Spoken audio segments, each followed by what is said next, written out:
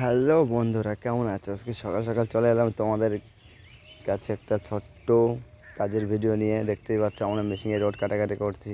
তা বন্ধুরা, যারা বাইরে যাও তারা তো জানো যে কীভাবে রড কাটতে হয় এই মেশিনে। কারণ এই মেশিনে রড কাটতে গেলে খুব রিস্ক হয়ে যায়, কারণ এই মেশিনেরই অনেকেরই হাত পা কেটে যায় এই মেশিনে রড কাটতে গিয়ে। এই মেশিনগুলো এমনিতে খুব পাওয়ারফুল মেশিন, এতে অনেক বড় বড় রড কাটা হয়। আর এই মেশিনে রড কাটতে গেলে জানো তো প্রচুর ভোল্টেজের প্রয়োজন পড়ে। তাহলে তো তোমরা কি দেখেছো যে কীভাবে কীরকম পরিমাণে ঝাটকা মারে। আর হ্যাঁ বন্ধুরা, দেখো এইভাবে এদিকে আমার মিস্ত্রিরা সব রড কেটে দিচ্ছে, আমি এদিকে রিঙ্গনও বানিয়ে বানিয়ে রাখছিলাম। আমার রড শেষ হয়ে গেছে বলে, তাই জন্য আমি একটু দাঁড়িয়ে একটু ভিডিও করছি ওদেরকে, তোমাদেরকে দেখাবো বলে। আর এই মেশিনে যারা বন্ধু কাজ করো তারা তো জানো এই মেশিনে কী সিস্টেম। এই মেশিনেও যদি একটুখানি আবল তাবল হয়ে যায় তাহলে ব্রেক মারে, আর ব্রেক মারলে পরে তো জানো কী হবে।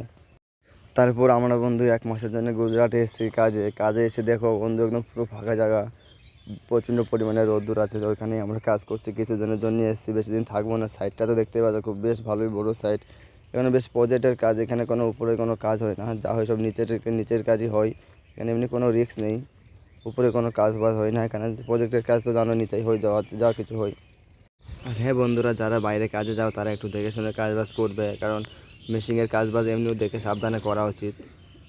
সবাই ভালো থাকবা, কখন করবো, টাটা, বাই বাই।